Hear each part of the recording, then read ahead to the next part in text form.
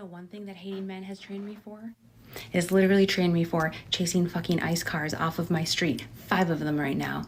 Following down the neighborhood, honking, blowing whistles, telling them to fuck off. All that rage that I have felt towards men is coming out. I have been trained for this moment, bitch. I will follow you everywhere. You know, one thing that hating men has trained me for is literally trained me for chasing fucking ice cars off of my street. 5 of them right now. Following down the neighborhood, honking, blowing whistles, telling them to fuck off. All that rage that I have felt towards men is coming out. I have been trained for this moment, bitch. I've been trained for this moment, bitch. What's wrong with these women? Welcome, still single, Thormock. Yes, she is. Good morning, pineapples. Looking very good and very nice. Oh, we're so close to Friday. But it is only Thursday on the Wake Up America show. It is January the 15th, 2026. We got a packed show for you today. And the theme of the morning is simple. The experts are having a nervous breakdown. If you look at the headlines this morning, you see a pattern.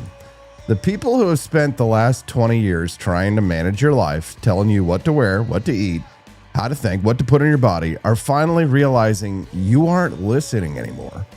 And they are panicking. First up, check your closet. The United States Department of Transportation has a new plan to fix the nightmare of air travel. Is it abolishing the TSA? No. Is it fixing the air traffic control system so you don't sit on the tarmac for 3 hours? Of course not. Transportation Secretary Sean Duffy says the solution to air rage is for you to stop wearing sweatpants.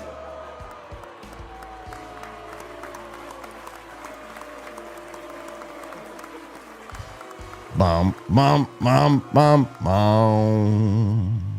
I'm dead serious. They have launched a, quote, civility campaign, claiming that if we all dress like we're on the set of Mad Men in 1955, the flying experience will magically improve.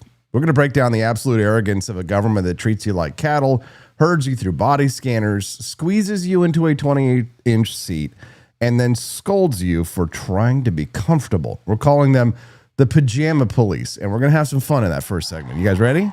The early risers get the fun stuff. Cecilia wears a comfy dress and leggings. But while the government is failing to control your wardrobe, the free market is actually fixing your health. We've got a massive story out of the Wall Street Journal this morning. The Make America Healthy Again movement, the MAHA wave, is forcing big food to bend the knee. For 50 years, they told us to eat margarine and fear animal fat. Well, the data is in. Seed oils are out. High fructose corn syrup is disappearing. And beef tallow back on the menu. Now, the experts told us RFK Jr. was crazy. The market said he was right.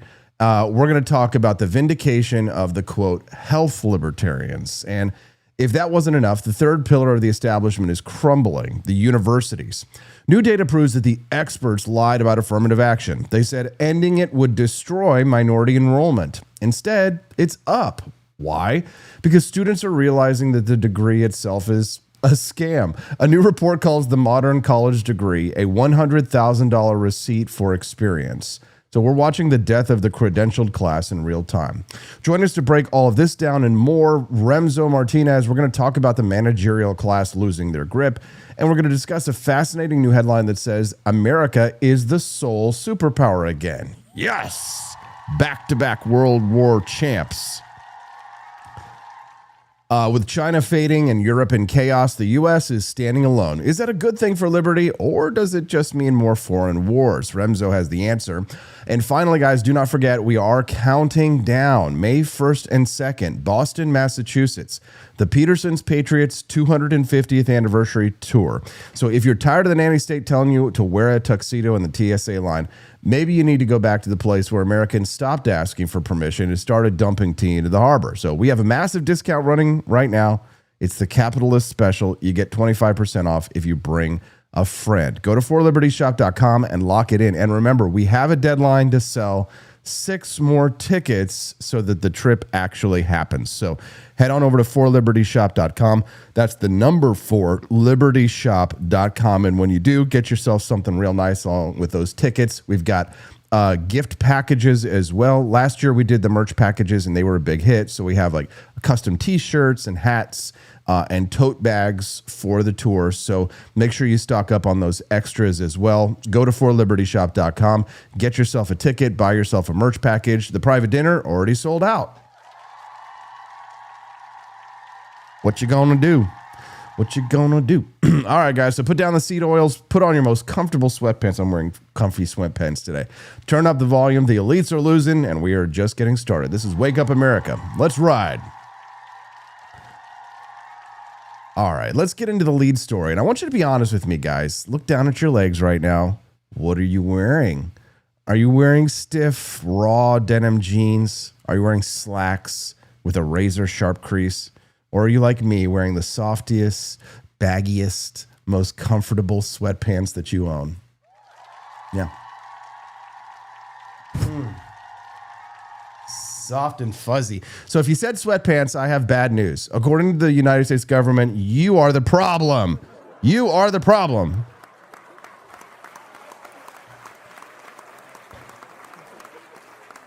Stiff and raw, all right. We've got an incredible report from the WSJ this morning titled "The Futile Campaign to Get People to Dress Better on Airplanes." And it kind of it outlines one of the most ridiculous, tone-deaf, let-them-eat-cake initiatives I've ever seen from the federal bureaucracy. So here is the situation, okay?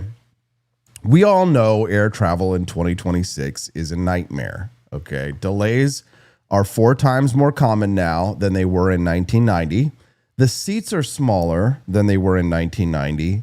The overhead bins are full by the time you do it. You're going to have to check your bag. Sorry.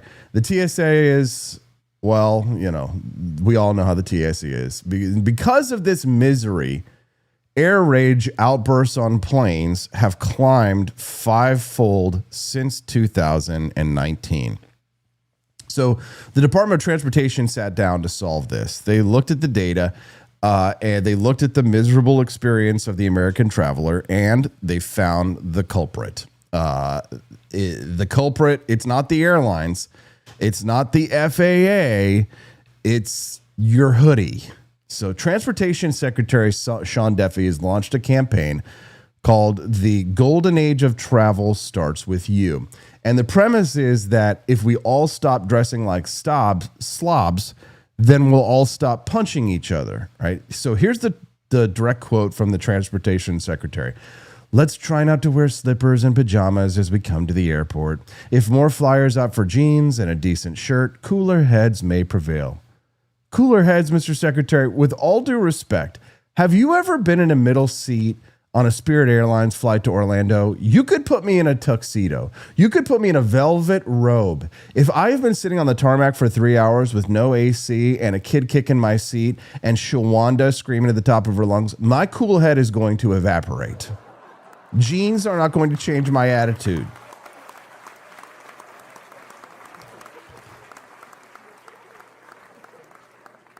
This is the classic managerial class mindset, right? They create a system that treats human beings like cattle, and then they lecture the cattle for mooing too loudly. Yeah, jam us into the cattle prods. Gosh, quiet down. Put on some jeans, Bessie.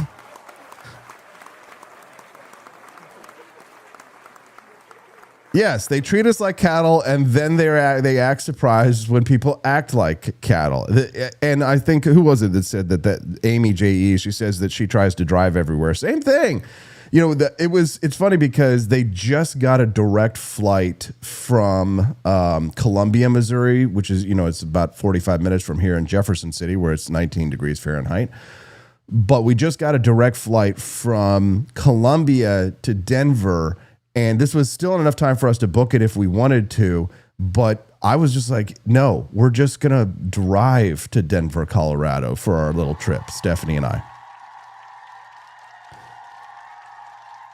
13. So we chose the 13-hour road trip over the 45-minute get to the airline, then 2-hour flight to Denver, Colorado. Would have been nice, easy breezy cover girl, right?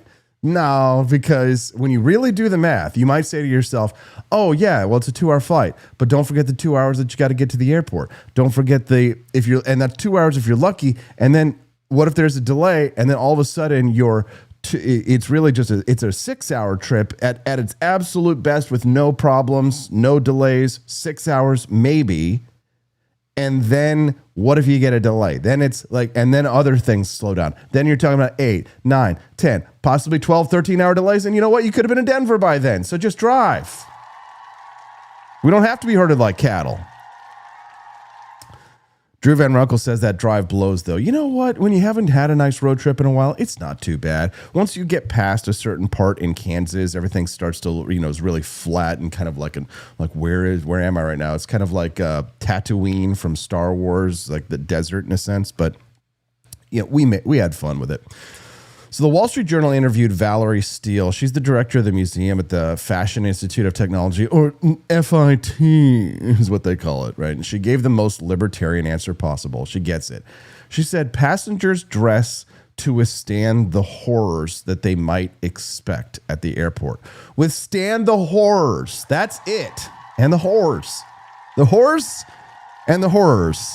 Can you say horrors without sounding like you're saying horse? L-Dubs. L-Dubs is in the chat. If I wasn't L-Dubs. Yavadevil. Bro, we miss you so much, man. You got to start hanging out with us again. So, yes, that is the headlines. Withstand the horrors. Okay, that is the headline. We aren't dressing for a fashion show. Okay, we are dressing for combat. We are dressing for survival. Right? Think about the modern airport experience. It is a long series of humiliations. You arrive and stand in a line. You take off your shoes. You take off your belt. You empty your pockets. You walk through a machine that shows a stranger an outline of your naked body. Then you run to a gate that has been changed 3 times. Now, why would I wear a 3-piece suit to a strip search? Why would I wear expensive leather shoes when I have to walk barefoot on a dirty linoleum floor at LaGuardia? No. I am wearing the tactical pajamas. I am wearing the hoodie of resistance.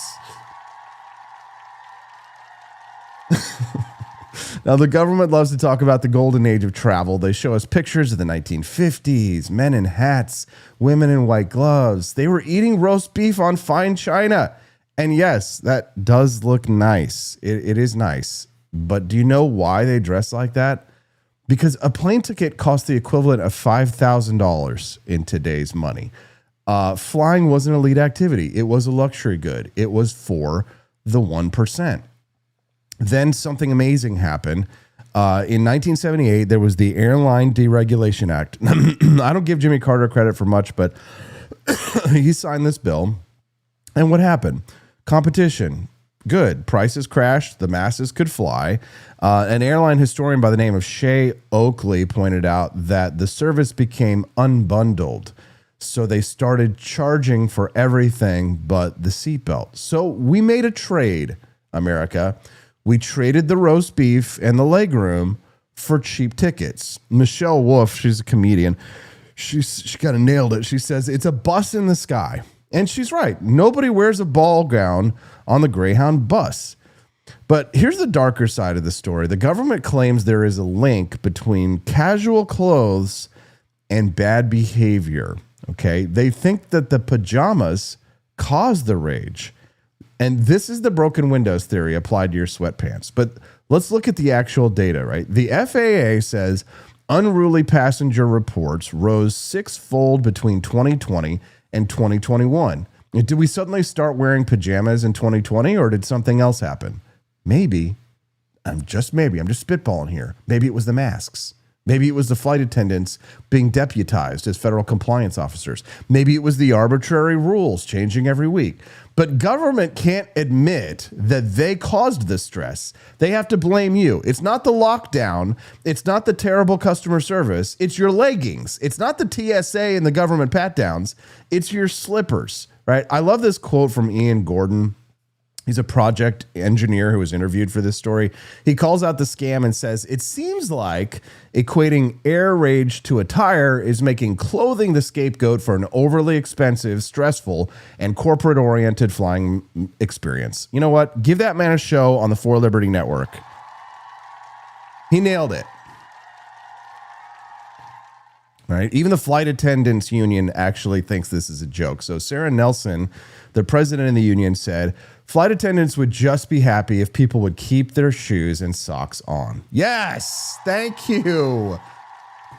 I hate smelling strangers' bare feet. You ever stood behind somebody in that line, the TSA, to go get the body scanner, right? The grope, or the scan or the grope, right? And they take off their shoes and you can just smell that stinky ass big toe that's all rotted and got that funky cheese on it. And you got to walk behind them, right? Maybe they didn't wear socks that day. They got the sandals on, right? And you got that stinky toe cheese coming out and you got to walk. You see it, the athlete's foot. You need some tough actin', tenactin'. Thanks, Joe Namath. So, yes. So that is the only rule that we need in a free society, I think. Cover your feet. I don't care if you wear a potato sack. Just don't put your bare toes on the armrest next to me. We are living in a society. It's a social contract, damn it. So, are we having fun, guys? So here's my counter proposal to Secretary Duffy and the Pajama Police. You want civility, you want class, you want the golden age, fine. I'm willing to negotiate. I, Austin Peterson, solemnly swear that I will wear a suit and tie on every flight I take if you do the following. Number 1, abolish the TSA. No more taking off my shoes. No more body scanners. Private security only. Privatize air traffic control. Stop the delays. Let the market run the skies. Stop treating us like potential terrorists. If you make flying dignified again, I will dress with dignity. But as long as you treat us like cattle in a chute, expect us to dress like we're going to a slumber party in hell.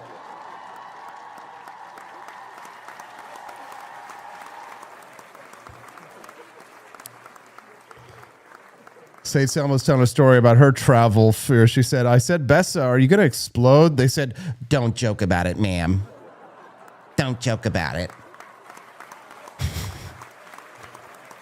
Oh, yeah. Drew Van Runkle says, and also hot flight attendants. We want hot flight attendants back too, please. With mini skirts and a weight limit. Funny story. My mom actually tried to become a flight attendant, and I think she got rejected because she was a little bit of a chunky monkey, a little too chunky for him at that time. Where do you think I got my booty?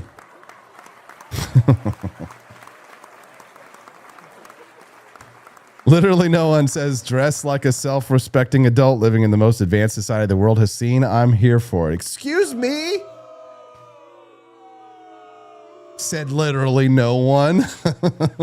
Good morning, literally no one, and welcome to the show. Glad to have you here, bud.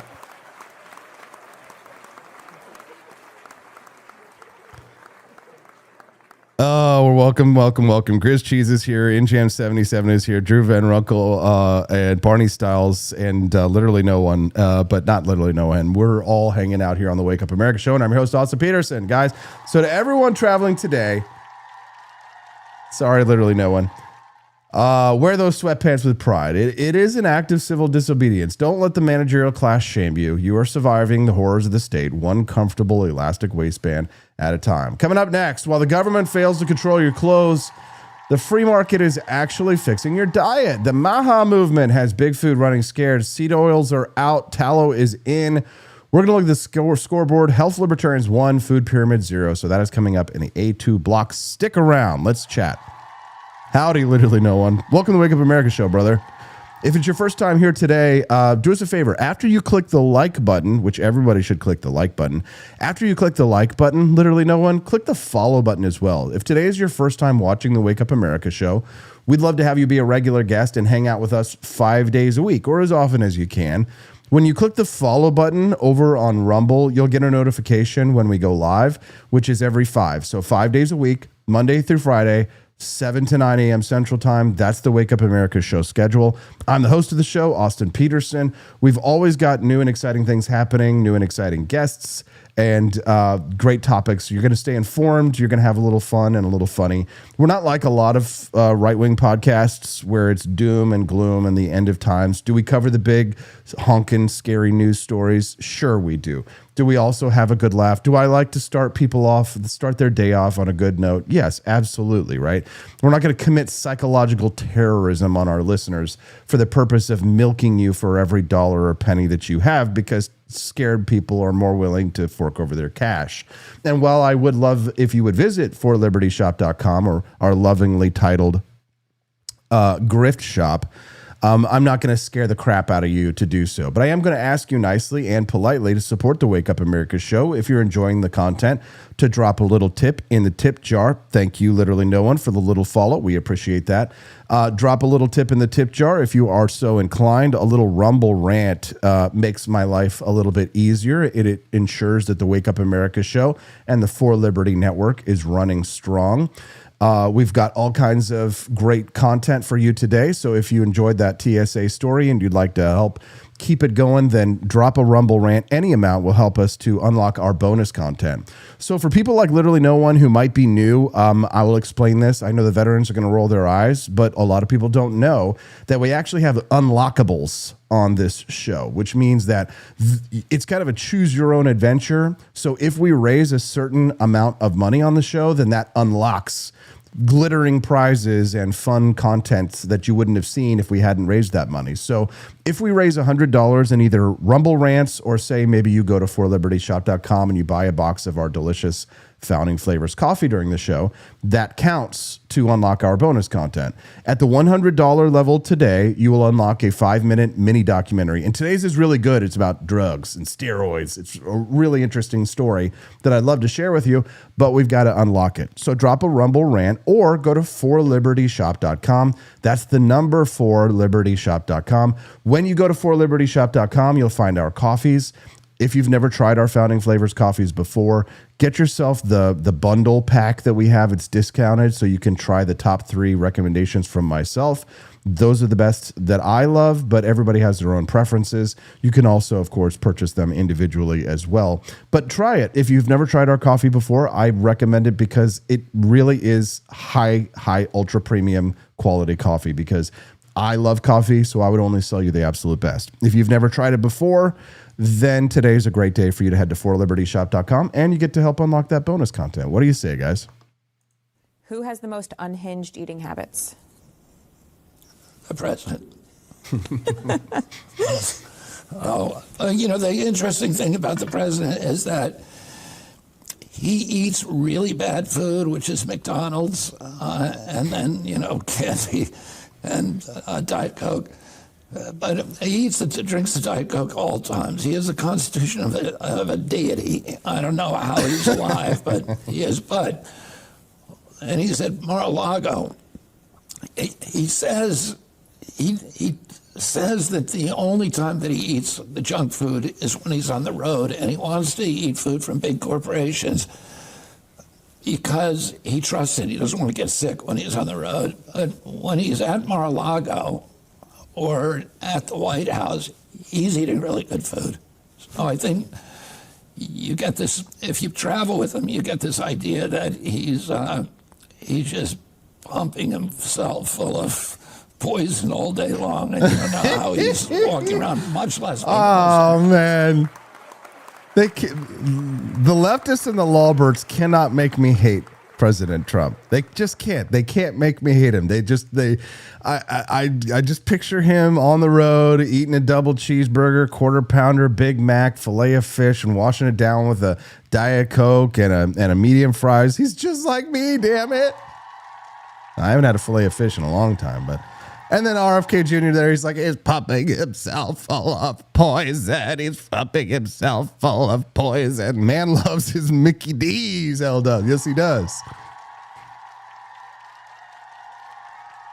Remember that segment from Eddie Murphy's Raw when he was talking about, we got McDonald's at home and his mom would make a McDonald's and have like a green onion or something sticking out the side.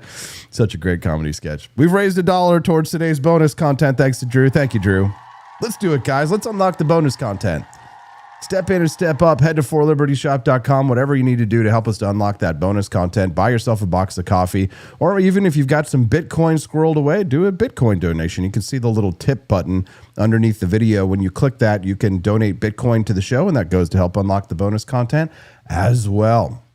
All right, so in the last block, we spent 20 minutes laughing at the government. We laughed at their pajama police and their inability to run an airport. And, honestly, it's easy to be cynical when you look at Washington, D.C. But for the next segment, I'm going to tell you a victory story, because while the bureaucrats are failing to control your wardrobe, you, the American consumer, are actively winning a war that has been going on for 50 years. I am talking about the war on your health. So we have this massive, groundbreaking story, and the headline is how the MAHA era is changing grocery aisles. MAHA, right? Making America Healthy Again. So I want you to think back, everybody, to 2024, Think about the campaign, okay? Remember when the same media told you that the laptop was fake and that the vaccine stopped transmission? They told you Robert F. Kennedy Jr. was a dangerous lunatic, right? They mocked him. They said his crusade against Fruit Loops was silly. They said his hatred of seed oils was anti-science. Well, look at the scoreboard, right? Because the experts are in full retreat and big food is bending the knee. So let's start with public enemy number one, the ingredient that has defined the modern processed inflammatory American diet for decades. So seed oils, right? Soybean oil, canola oil, sunflower oil. RFK Jr. called them one of the worst things that you can eat. And for years, the American Heart Association and the government told you, no, they are heart healthy, right? Eat this industrial sludge instead of butter. So what is happening in 2026? According to the Wall Street Journal, the debate is effectively over, at least in the marketplace. The consumer has decided. Frito-Lay, the company that makes Lay's potato chips, the absolute king of junk food, they're freaking out, right? They're launching and expanding potato chip lines made with avocado oil and olive oil, which honestly, I think...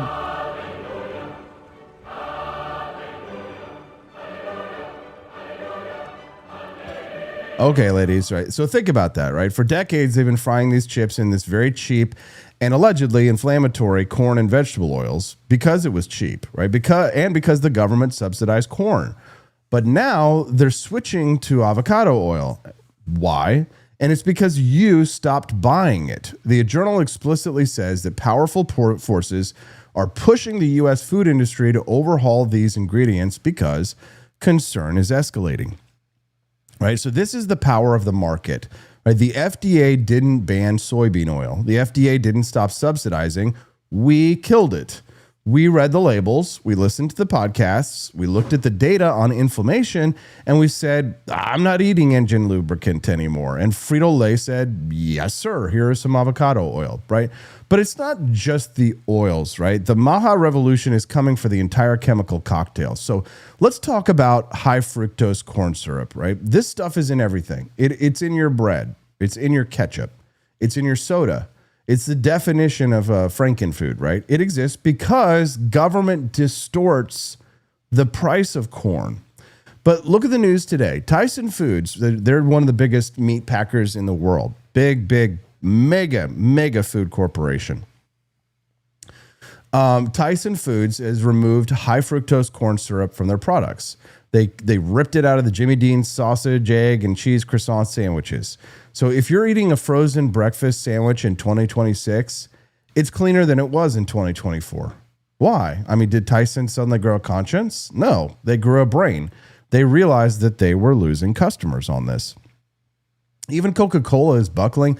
The journal reports that Coke has unveiled a version of its soda without high fructose corn syrup after President Trump encouraged them to use cane sugar instead.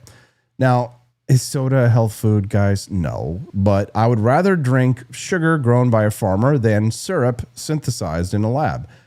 And then there are the dyes, right? For years, parents have complained that American candy is full of chemicals that are banned in Europe. Okay. Just because Europe does it doesn't necessarily mean that we should do it, but consumer choice is consumer choice, right? Red dye number 3, yellow 5. So why does the same bag of Skittles in London use beet juice, but in America it uses petroleum byproduct? Well, some of that is because of American taste and European regulations, and of course the FDA rules here in the United States. So companies like General Mills and the Hershey Company are swapping out some of these artificial dyes for turmeric, spirulina, fruit juice, right? So goodbye red number 3 and hello beet juice. It should be noted that American consumers at one point did have those types of options and they rejected them, but now people want to go back and they want to go back to the blander looking Fruit Loops. It's because they're more healthy. But when they say more healthy, what are you eating Fruit Loops? Why are you eating Fruit Loops if you're trying to be healthy, I guess? Melly B asking the real questions. She says, how does one tip on here? Well, there's a few ways you could do it, Melly B. One way to do it is you click the little cash button that's over there when you add a message. There's a little cash button on your phone right there, and then there's a gift button. The gift is like a way to like buy subscriptions for the channel for other people.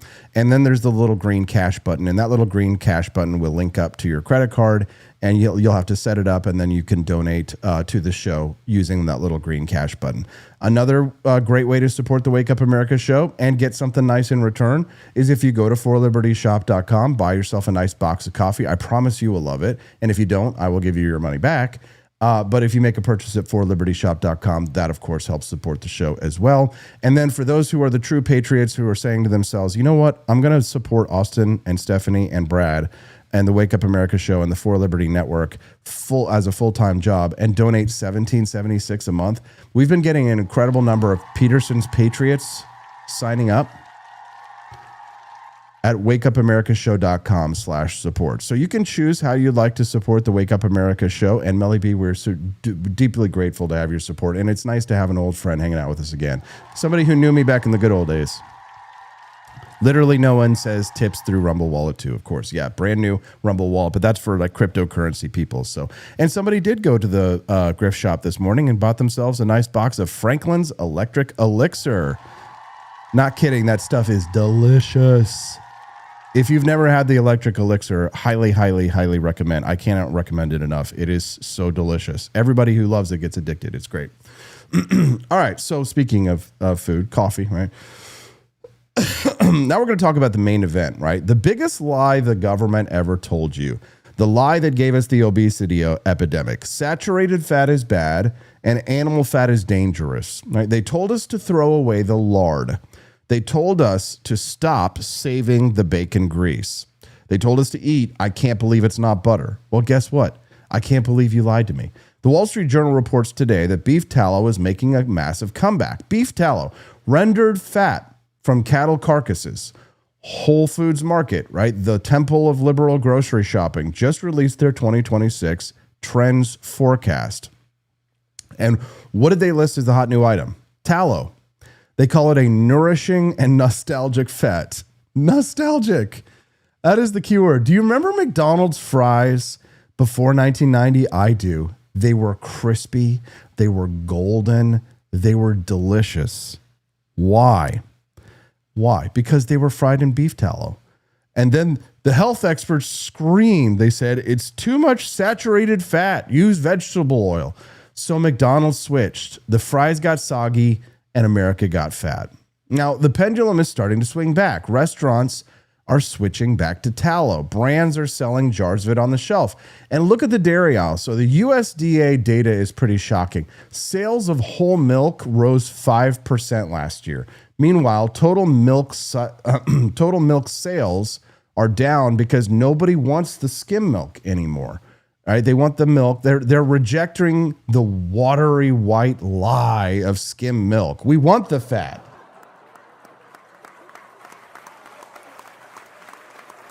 We want the nutrient density.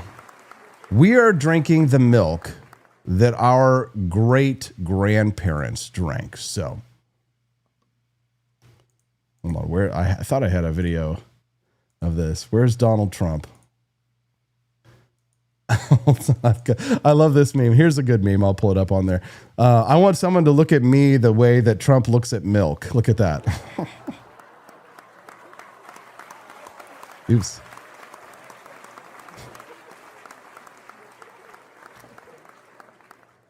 Absolutely essential for bone development and for teeth. But as a neurosurgeon, the thing I really like is what the brain, what it does for the brain. Right. You know, the brain starts to develop right after conception and adds millions of neurons every single day. Continues to do that right up until the mid to late 20s.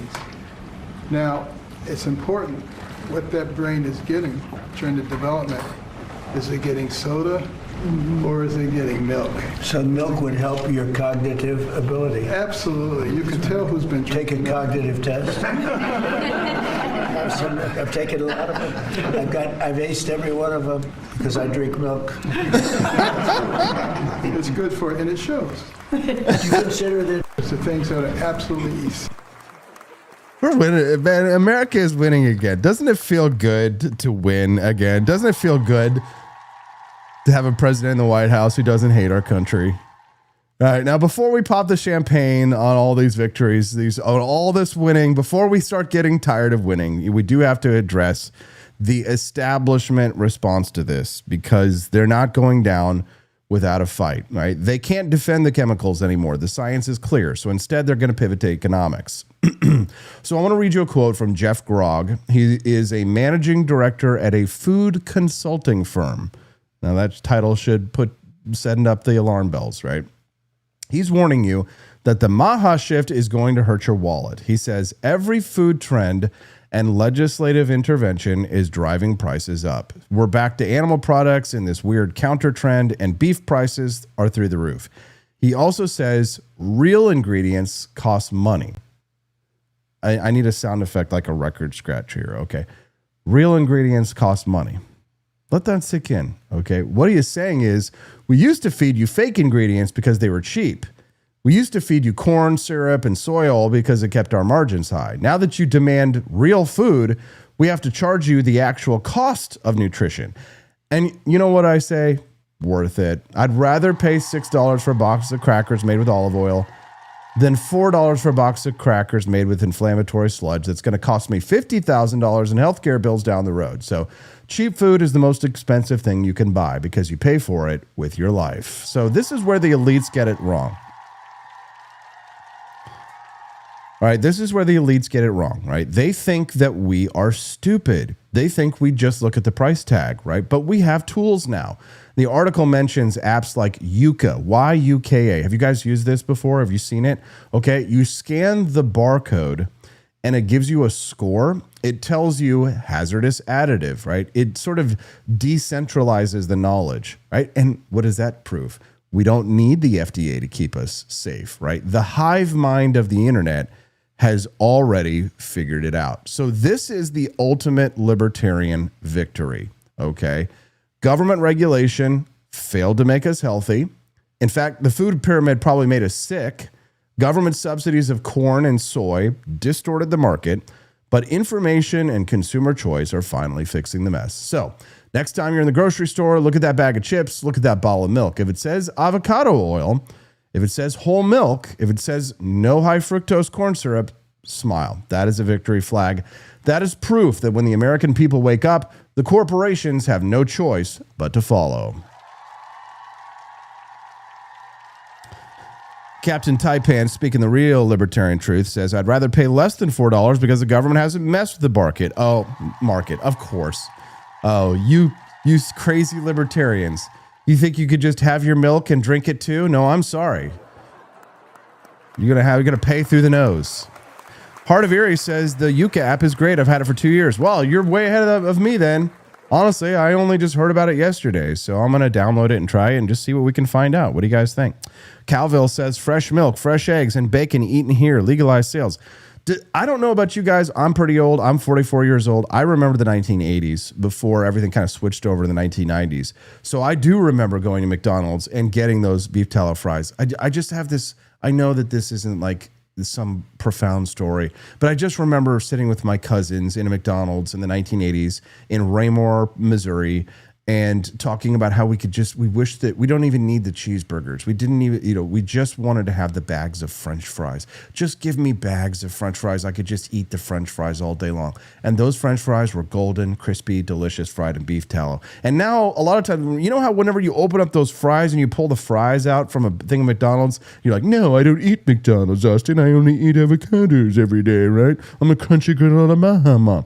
But you know how when you take the fries out of the McDonald's boxes now, and they're like limp, they're like, right? That's the vegetable oil. Give me that beef tallow, baby. We need to put some pressure on our Mickey D's so that we can be healthy when we eat our McDonald's. Thank you so much for everyone hanging out with us this morning. I love seeing almost 100 people watching the Wake Up America show live this morning. When you think about it, 100 people could not fit in this shoe closet that we're in right now. You don't need hundreds of thousands of millions of people watching your podcast to have a successful podcast. You know why? Because a small, dedicated minority can change the course of history. A small group of people can change the course of history. Little small donations here and there, little small rumble rants, little purchases made over at forlibertyshop.com. When you go to forlibertyshop.com and you buy Founding Flavors coffee, you are literally supporting a man who is descended from Revolutionary War patriots and his family and his entrepreneurial business to bring the ideas of libertarian nationalism to the people of the United States. A small group of people who can change the world. January 14th, 1776. You're celebrating your 35th birthday, and life is good. You've just been appointed to Brigadier General, and you're on track to become a war hero for the Patriot cause. But soon, a group of militiamen hiding on a dirt road will uncover your plot to betray the Continental Army and leave you branded as the most infamous traitor in American history. Hey everyone, I'm Brianna, and every day in under 2 minutes, I'm taking you on a real-time journey to relive the greatest story ever told as it unfolded. This is Countdown to Freedom. Before his name meant traitor, Benedict Arnold was one of Washington's best generals. He helped capture Fort Ticonderoga in 1775 and would serve crucial roles in campaigns at Lake Champlain, Ridgefield, and Saratoga. But by 1777, Arnold was being passed over for promotions. It didn't help that he was also spending lavishly and racking up a lot of debt. And as money problems and resentment grew, Arnold made a fateful decision. He would become a turncoat. Trusted with command of West Point, the colonial military fort on the Hudson River, Arnold met with British Major John Andre on September 21st, 1780, to iron out the details of handing over West Point to the British. Disguised in civilian clothes and using a fake name, Andre rode south toward British-held New York City. Hidden in Andre's boots were Arnold signed plans, the instructions that would give British control of the Hudson River and possibly end the revolution. Andre was only 20 miles from safety when suddenly 3 militiamen, John Paulding, David Williams, and Isaac Van Wart, stepped out of the dark on a dirt road just north of Tarrytown, New York. Andre, noticing one of the men wearing a Hessian coat, believed he was in a safe space, and so he reveals he's a British officer. "But we are patriots," the trio said. Andre immediately tried to walk back his admission, but the patriots were suspicious. They begin to search him, and just when Andre thinks he's in the clear, the patriots make him take his boot off. And that's when they found the betrayal of the nation. Andre was tried as a spy and hanged, while Arnold fled to the British for safety. So on this day, the birthday of America's greatest traitor, let's remember 3 patriots who saved the cause from Arnold's betrayal. Join me tomorrow as we continue the journey toward independence, because remember... Good stuff. Who wants to go to Boston? It's the 250th anniversary of the United States, baby, and we're going to celebrate with an incredible Boston Liberty Tour. You, me, Steffi, my brother Justin, all of us hanging out together with a bunch of revolutionary patriots. We're going to Boston. We appreciate that, Melly B, and it's very much appreciated. We hope you have a wonderful day. Over at our forlibertyshop.com website, you can see all of the details on our Boston trip. Peterson's Patriots Boston 250th anniversary trip. Will she be there? Thormock, don't get it twisted. Yes, she will. My wife, Stephanie.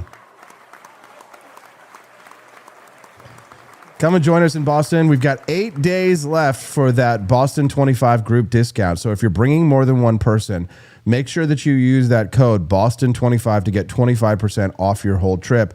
But that is only for 8 days. So we have to have a minimum number of participants to join us. We just need to sell 6 more tickets and we will be joining you all in Boston. So head over to forlibertyshop.com while you're there at the Boston tour. Get yourself some Adams's Patriotic Perk coffee. What do you say?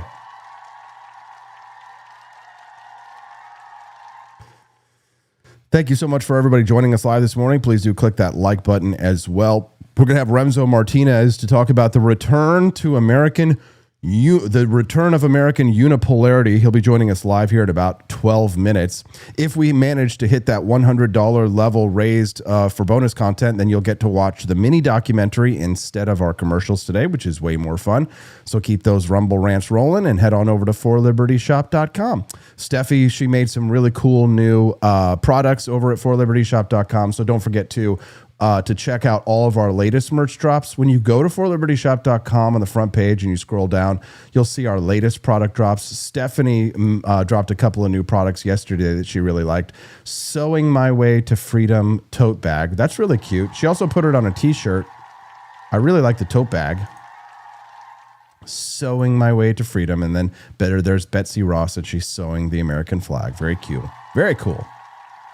And you can only get great stuff like that at forlibertyshop.com. Choose your size, 13 by 13, 18 by 18. Choose your size. Head over to forlibertyshop.com. Get something nice for yourself and unlock that bonus content. There we go.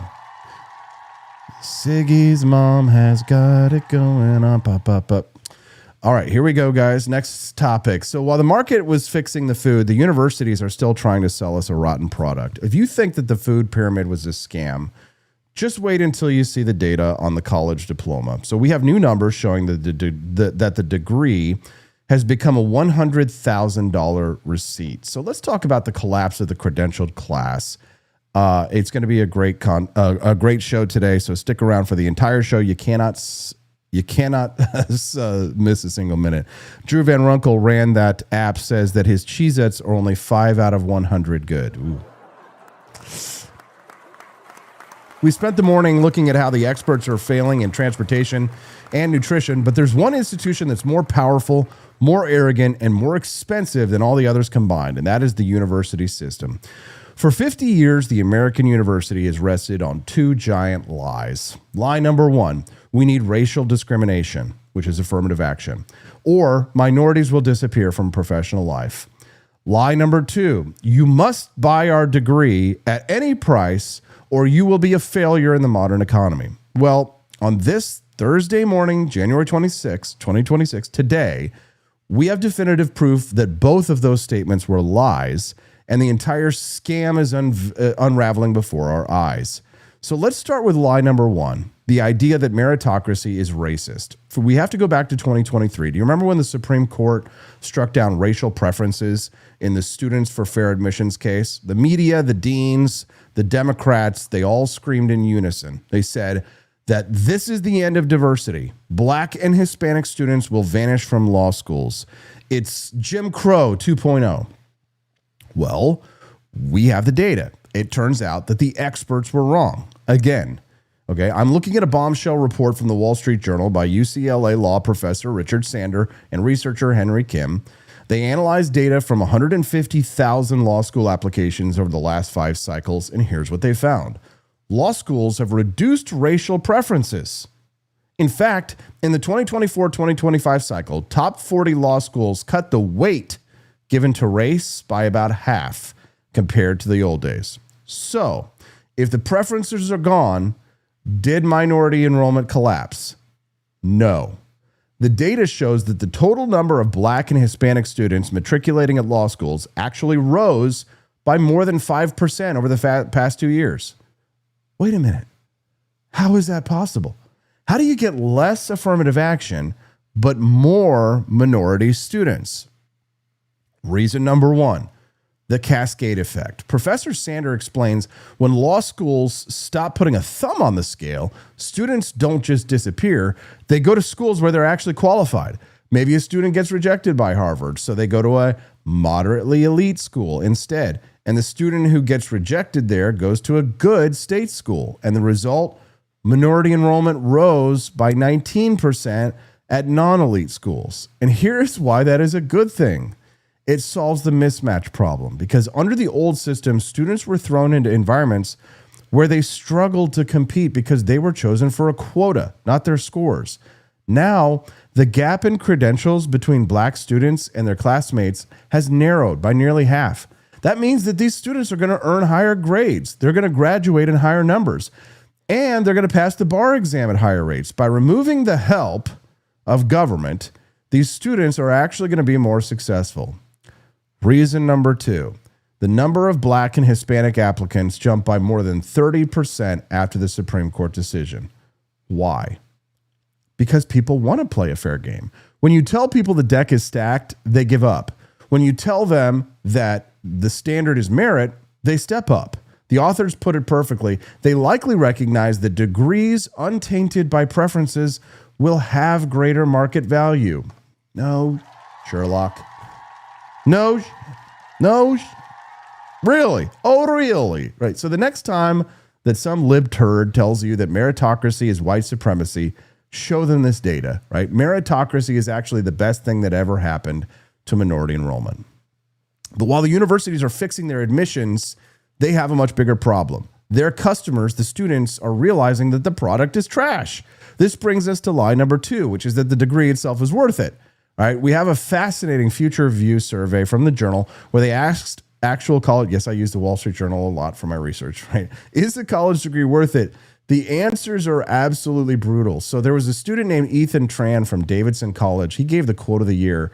He said, a college degree used to be a certificate of competence. Today, it's a receipt for 4 expensive years of, quote, experience. He is dead on, right? He points out that professors have slashed reading loads to promote wellness. Grade inflation means an A is the default. So employers look at a college degree and say, so what? You showed up for 4 years. They treat that as a baseline, not a qualification. Ethan says students are now paying the highest tuition in history for a credential that serves only as a prerequisite for the actual training. And why is it so expensive? Justino Russell from Texas A&M nailed the economics. He cited what's called the Bennett hypothesis. This is really interesting.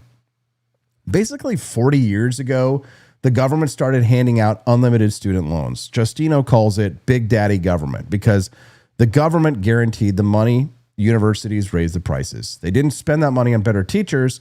They spent it on a bloated administrative class and DEI bureaucracy, right? Justino concludes a bachelor's degree becomes a little more than a $100,000 high school diploma. So if the degree is a receipt and the cost is a scam, what's the alternative? The pipe wrench. Shivani Shah from Tufts wrote a piece called Trade a Pencil for a Pipe Wrench. She points out the obvious. White-collar jobs are actually getting crushed by AI, but you can't outsource a plumber. You can't ask ChatGPT to fix your electrical panel. She says skilled plumbers and electricians can take home good incomes soon after training without 4 years of tuition debt. So this is the parallel economy that we talk about on this show, right? The credentialed class, the people with master's degree and grievance studies, they're all panicking. You know why? Because their paper is worthless. Right, the people who can actually build things are inheriting the earth, right? Kevin Murphy from Loyola put it simply, college has become a box to check, right? And for $200,000, that is a very expensive box. So this is why the system is terrified. They lost the ability to socially engineer admissions, affirmative action, and now they're losing the argument that keeps the lights on. All right, so that brings us perfectly to our next guest, because if the university is dead and the experts are frauds and the corporate media is lying, how do you build a life? How do you survive in a world where old institutions are collapsing? Remso Martinez, he's the author of Stay Away from the Libertarians and a fierce critic of the managerial class. He's going to be here to talk about the return of unipolarity. It's a new word that we're going to add to our dictionaries today. We'll be right back with Remso Martinez. Don't go away.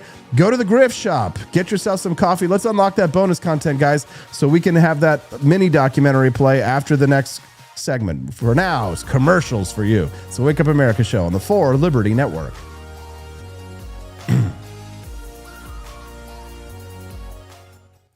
Imagine bringing George Washington back to life.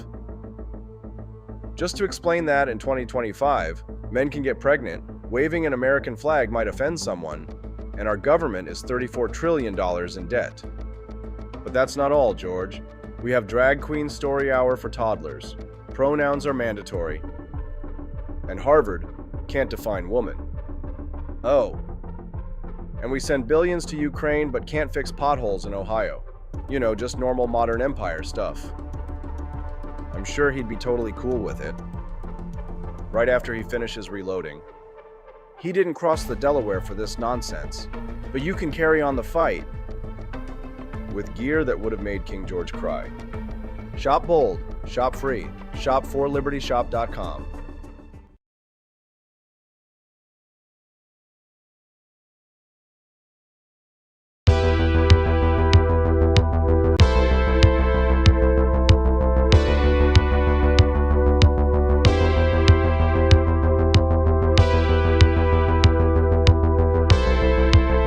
Are you tired of the strange radioactive effects of leftist culture? Do you ever wonder what happened to good old-fashioned American values? Well, fear no more, because there's a new force fighting back against the cultural rot of today. Introducing Culturama, a right-of-center talk show that's taking back the future today. Hosted by none other than blonde bombshell herself, Daniela Pensack. She's not just talking, she's taking culture back. With sharp takes, brilliant guests, and a few surprises along the way. Tune in to the live video podcast twice a week, because the future doesn't have to be weird. It can be Culturama. If there wasn't going to be somebody who was a fiery champion of liberty, somebody who would get out there and who would be aggressive, and if they wouldn't do it with more fire or passion than I had, then I would go and I would fight this battle for us. I've fought for the principles that we all share. Parties tend to be secondary to me. We're here because we believe in the principles of liberty.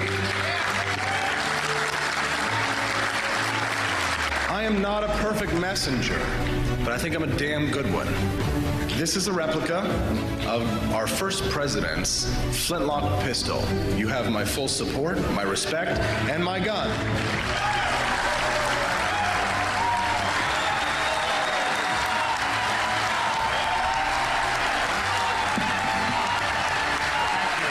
I think that the heart of my philosophy is much more libertarianism than well, that's the fashionable word these days, I guess. A conservative is no longer just that. He's a libertarian and always has been.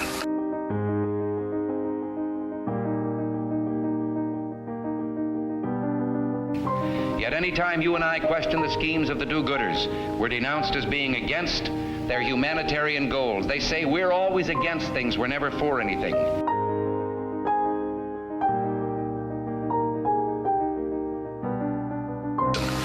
What is fascism? Fascism is private ownership, private enterprise, but total government control and regulation.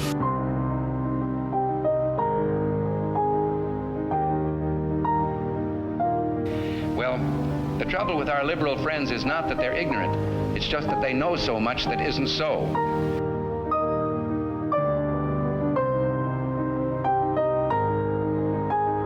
If we lose freedom here, there's no place to escape to. This is the last stand on earth.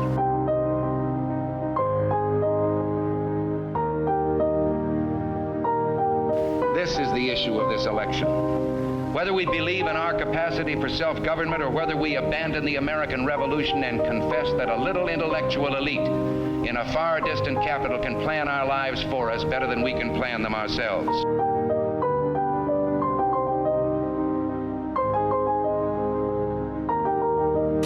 Conservative, so-called, is the one that says less government, get off my back, get out of my pocket, and let me have more control of my own destiny.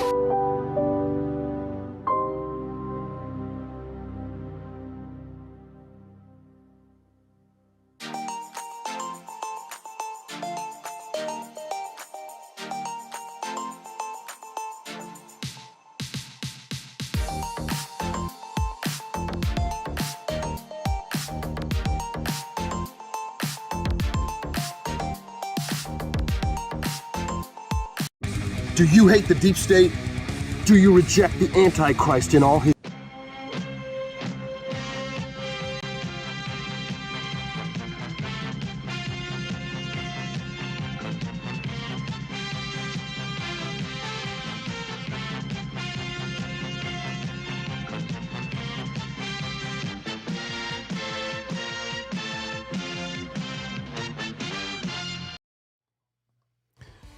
Welcome back to the Wake Up America Show. I'm your host, Austin Peterson. We're glad and thankful to have you here. So we've been spending the last hour talking about the collapse of the institutions here at home, the TSA, the FDA, the universities.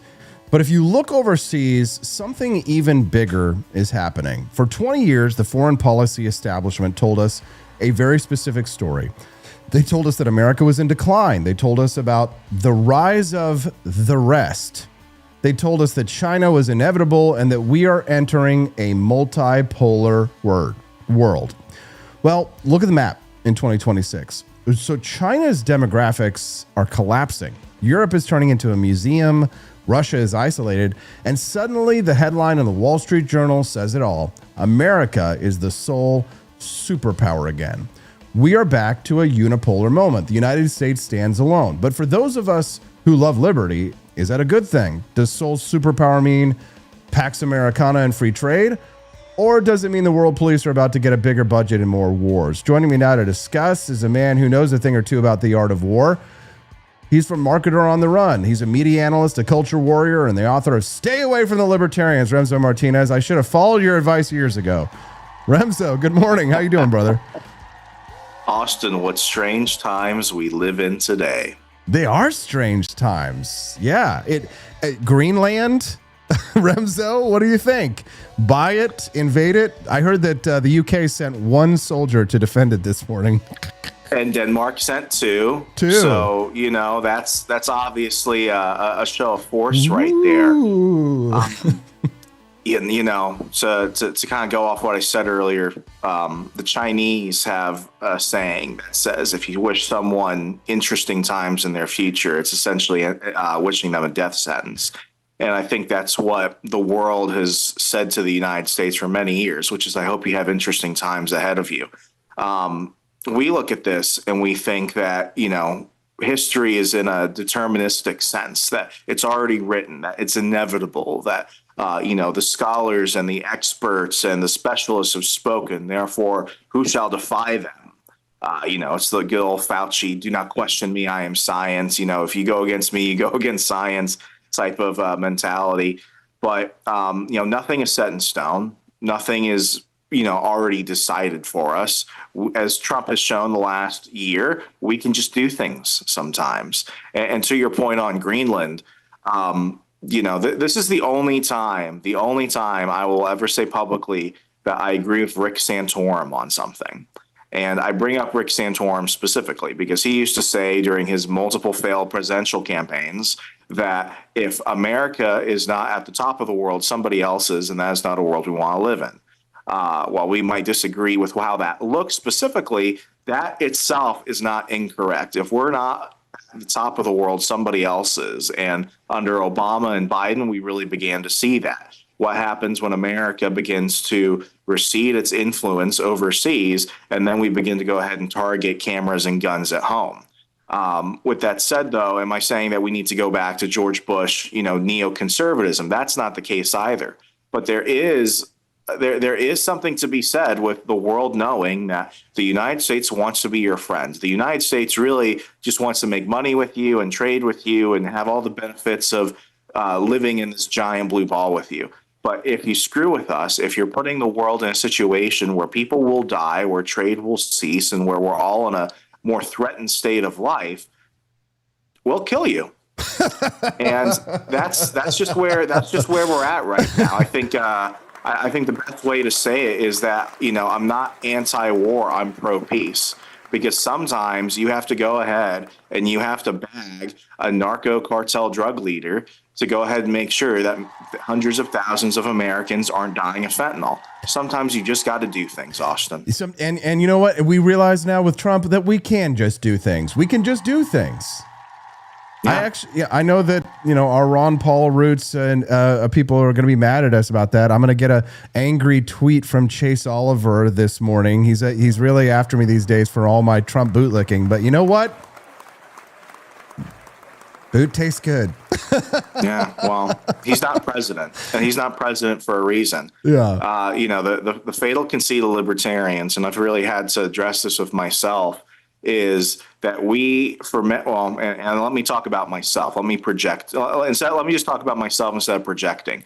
We thought that the world saw the world the way we did, that we just, we respect the individual, that we want liberty for everyone, that ultimately, if it was more education, if it was more nice speeches, eventually everyone would just come around to our school of thought. But ultimately, we don't live in a world where everyone agrees with that. We don't even live in a world where people who understand that want that.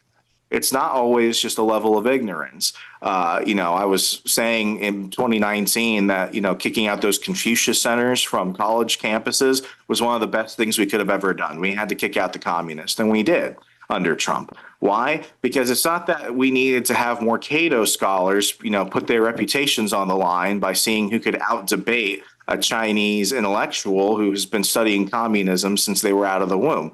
They understand free market economics. They understand democratic republics. They understand our constitutional order. They understand all that stuff. They just choose not to live that way, and that's a choice. And we have to just understand that. So while we could want a specific worldview for ourselves and for our society, we have to accept the world that we live in. And as Batman said in that Zack Snyder classic, Batman versus Superman, reality only means anything if you force it to. And that's, frankly, the state of the world we live in. So, for the last 10 years, maybe even 20 years, nearly every expert in Washington told us America was in decline and China was inevitable. Now they're saying we are the sole superpower again. So was this all just a scheme cooked up by America's enemies, and lulbertarians like Chase Oliver and others were falling for it, that this was the end of the American empire and the rise of China and multipolarity? Or, are China and Russia stronger than you and I are saying? So talk to us a little bit about this concept of America as the sole superpower, despite what we've been sold for the last 10, 20 years. If you repeat a lie long enough, eventually it just becomes the basic truth. And that is where we were heading. But it wasn't just heading there because people were repeating it. People were heading there because it was almost like they were manifesting it. We saw what was happening as these other nations were developing weapons that were capable of going toe-to-toe with the U.S. military. You have that Chinese AI, what's it called, super whale or something like that, DeepSeek. You have that, which they went ahead and built because they had stolen hundreds of millions of dollars in intellectual property. What took OpenAI, a decade and a half to build, these Chinese scientists went ahead and, developed it with their engineers in less than a year, and it was capable of doing everything that ChatGPT was capable of doing. It's not that I think we're out of the woods and suddenly everything has just kind of flipped on its head. It's that, people, and you see this specifically of progressives, this is really an inherent, aspect of communism. They believe in deterministic history, this idea that things are already set on a course. And when anything goes off that course, that's why they absolutely lose their minds. Let me give you an example. Hillary Clinton, and tell me how many times you've heard this, Austin. Hillary Clinton was supposed to win 2016. It was Hillary's election. Hillary Clinton was supposed to be president. That's spoken by people in the media and academics as if it's a fact. She was supposed to win. But something, and they can't live with that. That's why they lose their minds, because they have this determined path of what was going to happen. And the language is incredibly important. It was going to happen. It had to happen. Something horribly wrong has happened. There's no introspection. Well, we lost. Why did we lose? There's no humility. We lost because she was horrible. There's no, okay, maybe I need to go ahead and understand what I need to do to win elections. There's none of that where you remotely wonder, am I the problem? Am I the bad guy? As that one SNL skit goes. It's like, there's none of that. It's, this was the course of history and something horribly wrong has happened. Therefore, I have to punish everyone that took me off that path. It's one of those situations where even I fell into this thinking, after 2020, during the Biden regime, and everyone I knew was either, hunkering down and hiding, or they were going to jail, or everything was just kind of like imploding around us for a while. I fell into the camp of, we're just not going to win. The good guys just aren't going to win. But ultimately, what we need to understand is that There are people out there who are dedicated to a cause. And it's either a cause that is meant to tear you down and rip you apart and, destroy everything you love so they can salt the earth and bury your life as if it never existed. And then there's the side where you stand. And it's either going to be you taking action or it's them taking action. History is not determined. But if we go ahead and allow certain things to just continue happening, it becomes inevitable, not because of what we do and fail to do, but because of what we choose to simply let happen. And I don't want to live in America where we're simply bystanders to our own life. We're a country of many, many flaws, and there are many things I don't like about our government. And there are many people I fight with and do not like very strongly. However, I would rather America be in a situation where we can determine the outcomes of really difficult situations than be at the mercy of other countries that are antithetical to the American life. Let's talk about Europe for just a minute. The data shows the U.S. economy is roaring while Europe is basically stagnant. So is Europe officially just like a theme park for American tourists now? And if so, why are we still paying for their defense through NATO?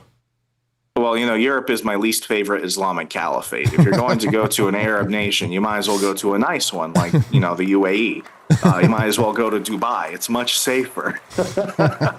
Also, I don't know if you saw this, but I think it was either the UAE or Saudi Arabia that said they were cutting off funding to Islamic centers and learning institutions in Europe out of fear of growing radicalization. Basically, what they're saying is that the Muslims who have gone to the European countries who are grouping together and trying to obtain influence are an actual threat to other Muslim countries. And when I saw that, I'm like, wait a second. You're telling me that the Wahhabists are afraid of Muhammad who lives in, Cackney or whatever, London? Like, what's happening right now? What you have is a society which is largely in atrophy. It's eating itself alive. What you have the last couple of years is you have a giant wealth flight. So wealthy individuals are no longer coming to certain European countries, the UK in particular, because it's just not safe. You have wealthy individuals within those countries who realize that they're being taxed out of their prosperity. So they're moving to places like Latin America, for example. And then, beyond all of that, it's the additional control mechanisms. People don't feel that they're able to go ahead and move up and down the social ladder. So somebody who can bootstrap their way up can do well. They feel like they're almost in a fixed caste system. But, like I said, that's almost entirely their choice. And, it's not just a political thing. It's a culture thing. They've refused to accept why they were rich nations to begin with. And they refuse to look at what makes them individually unique. It really hurt my head to go ahead and see street footage of people just walking through winter festivals in England and other parts of Europe. And you had hordes of Muslims that were harassing Native families and stuff like this. I would never recommend that you, me, and a whole bunch of other people, we move to let's say Jordan, for example. We don't read the Quran. We don't understand the history. We don't speak the language. We refuse to assimilate. Then somehow we go ahead and obtain political power and we start pushing our agenda on the native population. I would never say that. I would never say we go ahead and completely uproot thousands of years of culture and history simply because that's what we want. And, people will say, oh, well, it's just the opposite of colonialism, except it's more peaceful. I don't agree with that. I think it's a new type of colonialism. I think it's somehow in some ways more, more adverse, because what you're trying to do is you're trying to rip up every institution and institute a foreign alien culture that is just not what that country is built on. It's not what's left on. It's just we're witnessing what happens when you choose suicidal sympathy. I'm forgetting who I stole that line from. Suicidal empathy. That's it. This is all a choice. But like I said earlier, it's a choice. If you want to fix it, there are very clear solutions to fix it. Now, Remso, you and I, we come from the Ron Paul tradition and the liberty tradition, and the ideology, I guess you might even say, the dogma of American libertarianism is a pure non-interventionist view when it comes to foreign policy. America alone, America detached from, policing the world or getting involved in conflicts. You talked earlier about, the black bagging of Nicolas Maduro, which is the kind of thing that caused many people in our circles, our social circles and political circles, to squawk. I've been revisiting my views when it comes to foreign policy, and I've even said, as of last week, loudly, that I am no longer a libertarian non-interventionist. I now consider myself a term I'm calling libertarian nationalist.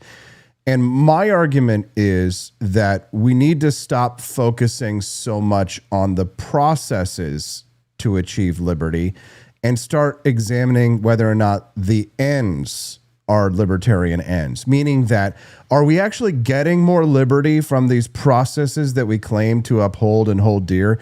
Are we actually getting more freedom? And if we're not, then maybe this adherence to a set of rules and processes that we are demanding that our enemies want to hold us to, that make us follow strictly to the letter, and they're not holding themselves to.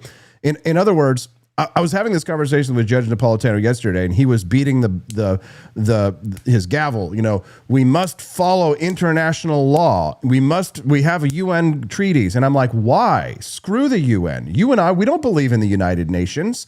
We don't think that the United Nations should exist. And I don't believe in international law. Yeah, exactly, or international law. He's like, we must adhere to international law. I'm like, what libertarian concept is international law? He's like, well, we're a signatory to the treaty. The Constitution is signed. I'm like, okay. So we're supposed to hold ourselves to the law. Well, if we're the international police, whose job is it to police the other countries when they don't follow the law?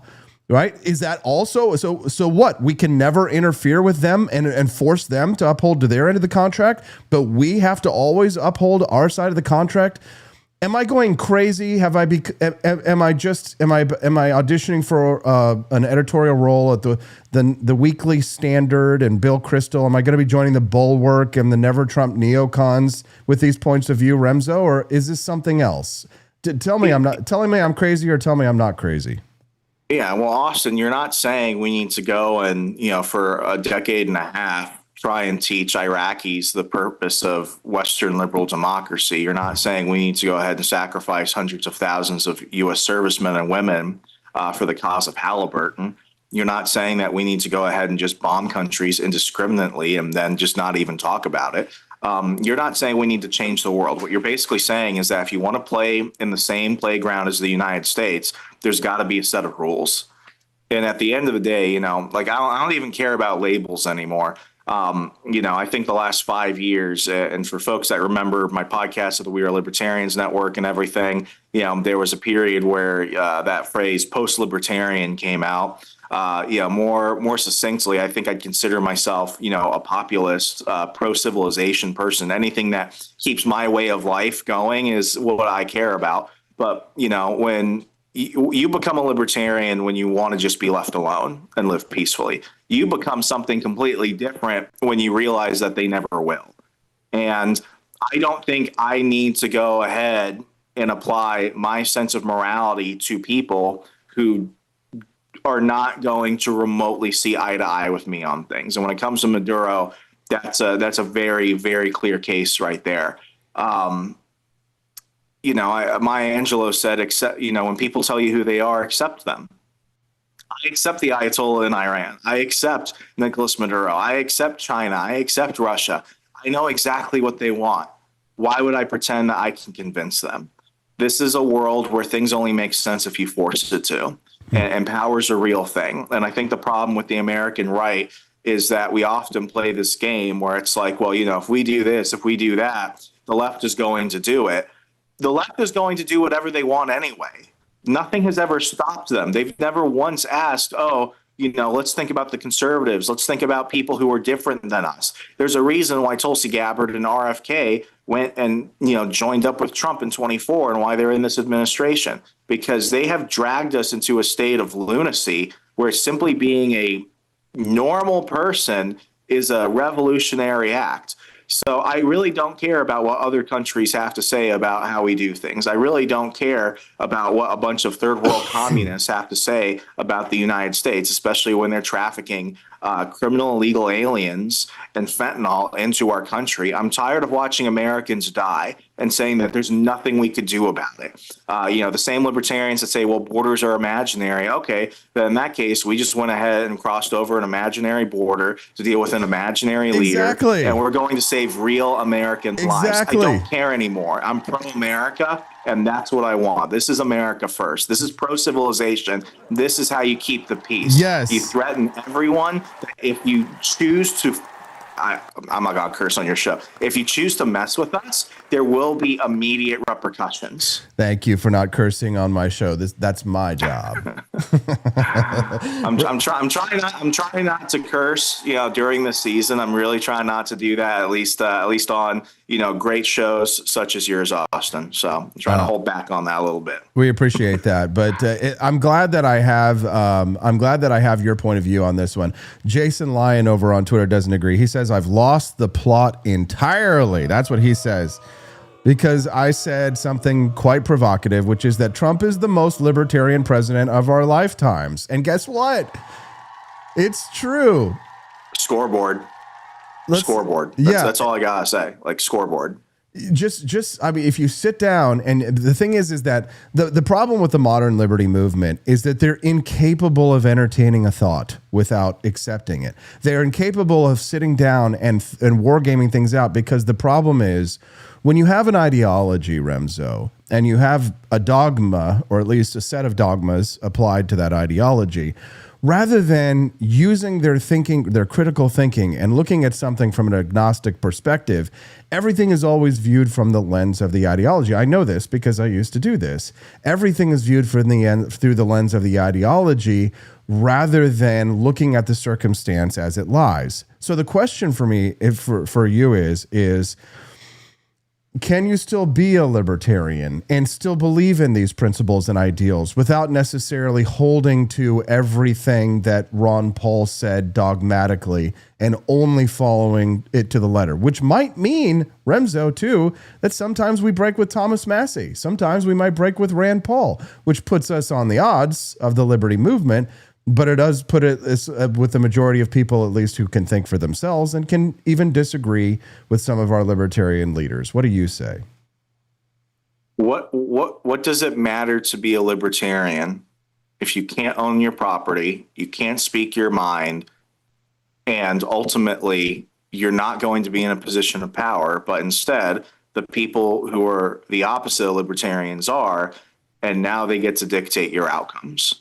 There's not enough bug out bunkers. There's not enough homesteads. There's not enough, crypto bros out there who are off the grid and all that BS to, really escape this system. And it shocks me that after, now going on 6 years after, the events of the lockdown, what did libertarians do to resist the lockdown en masse?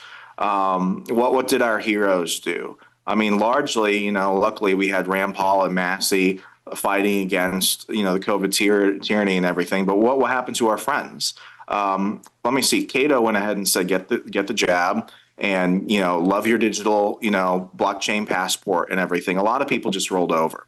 And then when the DOJ started going after folks like me and folks at Parler and folks that were even remotely associated to J6, what happened? People forget Charlie Kirk was investigated over and over and over again. And one of the first people to turn their back, one of the first institutions to turn their back on him, it was Fox News. So what happens when we are surrounded and we don't have a position to defend ourselves? Are we just going to say, well, it's better to go ahead and speak all these things and be right, even if you're dead? I refuse to die. I refuse to go ahead and let them take an inch of liberty from my life.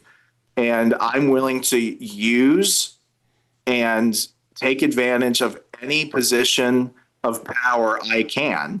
And I don't care if people don't think I'm a libertarian or not. You know what I am? I'm a person who will live free because I'm going to use the tools at my disposal to do so. Damn straight. I'm gonna live free or die, Remso. Gonna live free or die. And if you try and run me over with your car, I'm gonna shoot you in the face. There you go. Whether I be badged or whether I be private. Yar, Yeah, like, Remso. they're not gonna put he was a good libertarian on my tombstone. That doesn't like no one's gonna do that. Like I don't care. And for the people that do overly care about this, like go lick a window. Okay, like go do whatever. Like, you know, go pick Flint. Like I don't care. You're not serious people. Remso, what can the good people of the Wake Up America show who are tuning in this morning live and hearing your melodious voice, what can they do to help you accomplish whatever mission that you're working on these days? What are you working on these days, and what can we do to help? Well, you know, I help pro-freedom individuals across politics and media every single day. Go ahead and check me out at marketerontherun.com. I mean, Austin, could you imagine if we had the ability to build 1,000 libertarian entrepreneurs who were all crazy influential and crazy rich, and the next time Soros goes ahead and funds an army of, like, you know, Black Bloc, Antifa, Berserker, blue-haired chicks, we could go ahead and create, like, you know, a privately funded RoboCop army to just go ahead and, like, squash them. Like, these are the types of things. I mean, it's ridiculous, but those are the types of things I dream about. Go ahead and check me out, marketerontherun.com. Marketerontherun.com. That's Remso Martinez. We're so grateful for you joining us here and sharing your wisdom with us and being so generous with your time. Remso, have a wonderful day and a Happy New Year. Thank you, Austin. Happy New Year. Thank you very much.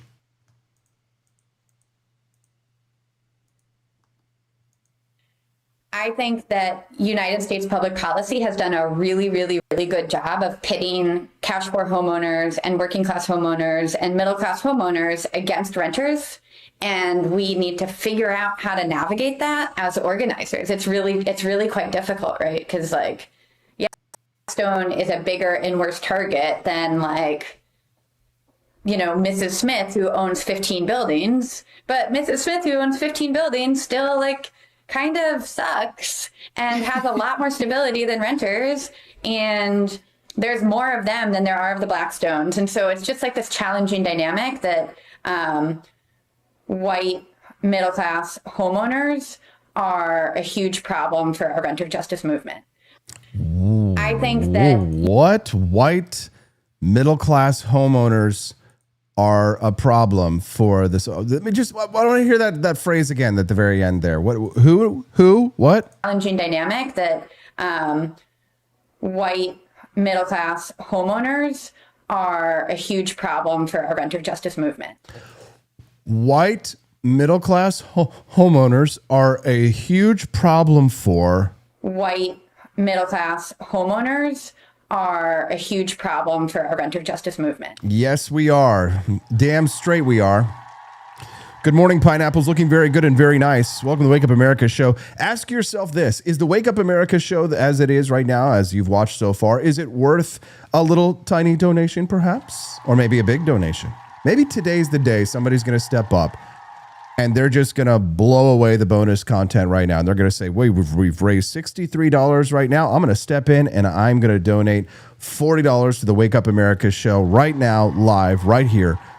Unlock the bonus content and create a For Liberty network that is so powerful that we can fight back against the sea of weavers of the world. Remember, when you're making contributions to the Wake Up America show, you're not only ensuring that you get more content like this, you get more Culturamas, you get more Liberty Tonights, and you get more of the upcoming show, Cafecito Libre, starring Mylene Salabari. We're getting so close to getting that show on the air. That show is going to connect the Latin American, the South American, the Central American freedom movements with the American movements with a bilingual podcast that will be aimed at connecting liberty lovers in South America to the liberty lovers in North America. We're going to import Javier Mileiism. But here's the thing. I can't do it without your help. I need some revolutionary patriots to step up right now and in good faith make a donation to the Wake Up America show live by either doing a Rumble rant live where we're watching right now, or becoming a member of our Peterson's Patriots crew. If you go to wakeupamerica.show.com/support, you can see all of our support levels. We would ask that you become a member of Peterson's Patriots. Amy, she's a member of the Grants Army. She is a hardcore supporter of this network. Be like Amy. Be like all of our friends. Help support the Wake Up America show so that we can bring more freedom and do incredible things. If we pool our resources, we can do incredible things. It doesn't take a little. It just takes a lot of people giving a little, and you can do it today. What I recommend, though, if you're a heartless capitalist, is that you head over to forlibertyshop.com. That's the number 4. Head over to forlibertyshop.com and buy yourself a box of Founding Flavors coffee. If you buy a couple of boxes, that'll do it. We'll hit the bonus content unlock, and that'll guarantee the Wake Up America show stays live 30 days from now. We always go on a rolling 30-day basis. Did we hit the bonus content? Then we'll be here. All right, here we go, guys. Let's go to New York City, and let's hear that lady's words just one more time. Challenging dynamic that white middle-class homeowners are a huge problem for our renter justice movement. There we go. I want to take you to New York City, the city that never sleeps, mostly because they can't afford an apartment to sleep in. So we have a story breaking this morning that's absolutely incredible, right? It is the mask off moment of the century. You know, usually when socialists try to destroy the economy, they lie about it. They tell you, we just want to help the poor. We just want fairness. They usually don't look into the camera and say, my plan is to burn the village to the ground. Well, meet Sia Weaver, right? She's the new director of the Office to Protect Tenants, appointed by New York City Mayor Zoran Mondani. And this video that you just watched, right, where she says out loud, her goal isn't to lower your rent. Her goal is to tank the entire real estate market. So in this video, which is going viral, she says, we decided fighting for rent control was a strategic and critical first step in the fight for full social housing, right? She goes on to say that the goal is to directly challenge the logic of unfettered profit and weaken the entire industry at once. Weaken the industry. So let me translate that from Marxist to English for you. So she is saying, we want to make owning property so miserable, so unprofitable, and so legally dangerous that every landlord goes bankrupt. And when the buildings are worthless, the government will seize them. That is not a housing policy. That is an act of economic terrorism. She wants to destroy the value of the property that you live in so the state can become your landlord. And folks, if you think the DMV is bad, wait until the DMV is your landlord. Now, before we get to the fun part where we're going to destroy her arguments, let's talk about the economics for a minute, right? Sia Weaver thinks rent control is the first step to utopia. So do you know what actual economists think? So there's a famous quote by the Swedish economist Assar Lindbeck.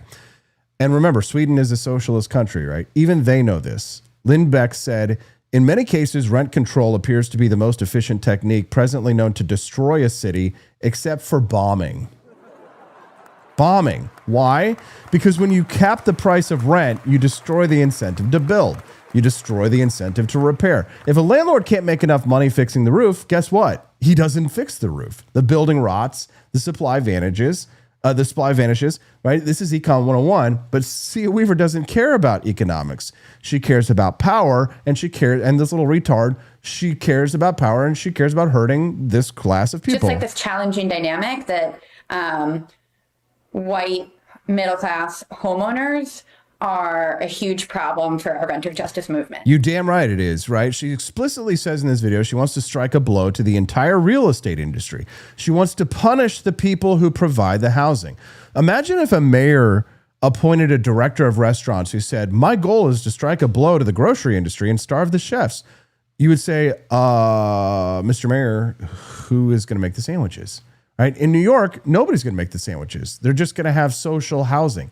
And so let's talk about that phrase, social housing. You're going to start hearing this more from communists if they're successful, right? Because that sounds nice. It sounds like a Scandinavian spa. But do you know what social housing actually is in New York? It's called NYCHA, the New York City Housing Authority. It's called the projects, right? Sia Weaver wants everyone to live in the projects. Well, let's look at the stats on that paradise. According to the latest budget report, the projects currently have a capital repair backlog of $78 billion. That means The government already owns the housing, and they can't even keep the lights on. These buildings are infested with rats. They have mold. The elevators don't work. The government is the biggest slumlord in the city. And Cia Weaver looks at that disaster, at the mold, the crime, the rats, the broken windows, and she says, yes, I want the whole city to look like that. I mean, she admits in the video, people ask her, why not fix public housing first? And her answer is no, we have to destroy the private market first, right? So this is a death cult. They would rather everyone live in a Soviet concrete block than let one person make a profit renting out a nice apartment. Here's the good news. We don't have to guess what happens. When you do the opposite of Cia Weaver, we have proof. We have Javier Milei in Argentina. In December of 2023, President Milei took a chainsaw to Argentina's rent control laws. He repealed them overnight. The experts screamed. The Cia Weavers of Argentina said, oh no, the landlords will gouge everyone. Rents will skyrocket.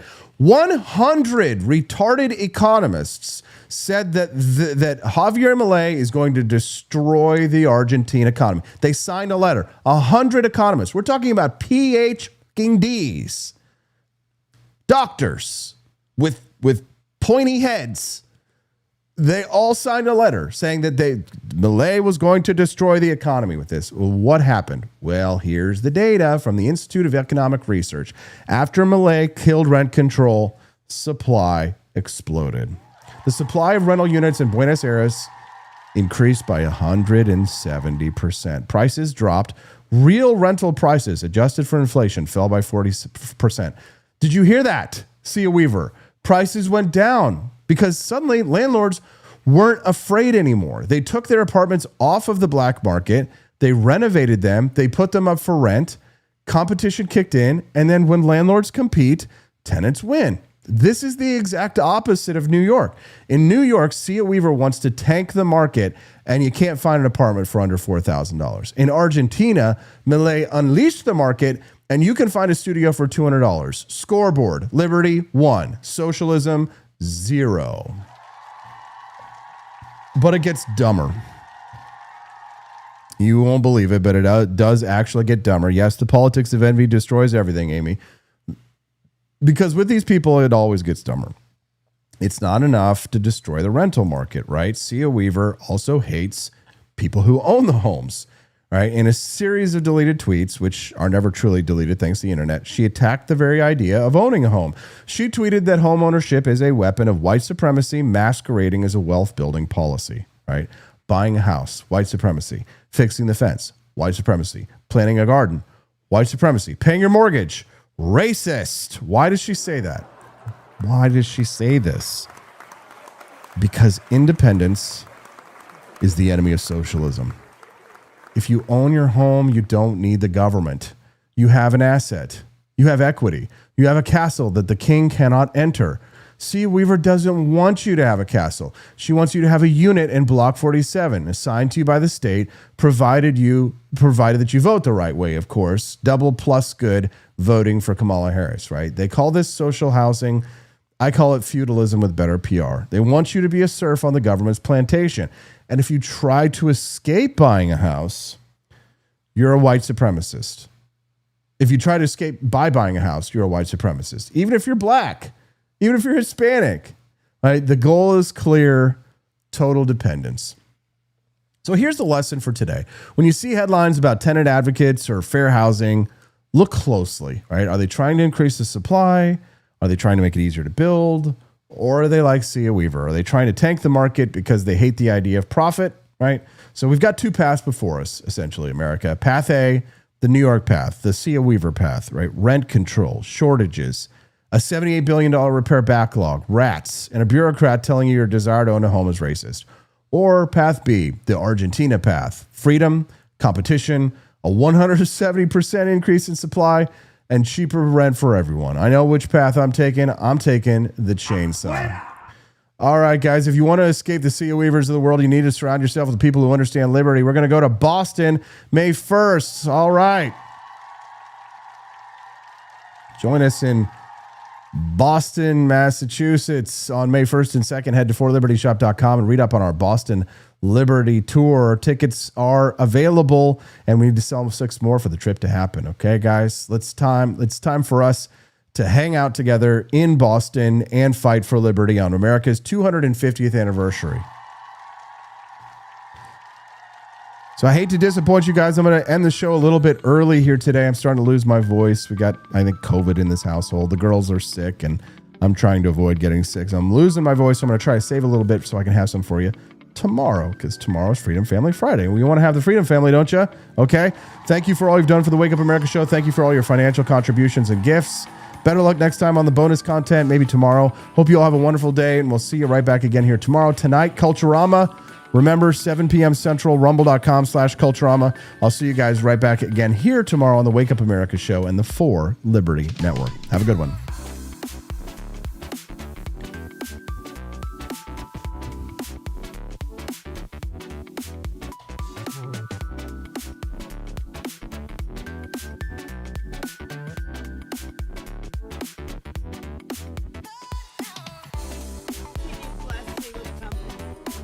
Oh, God. Can you suck it?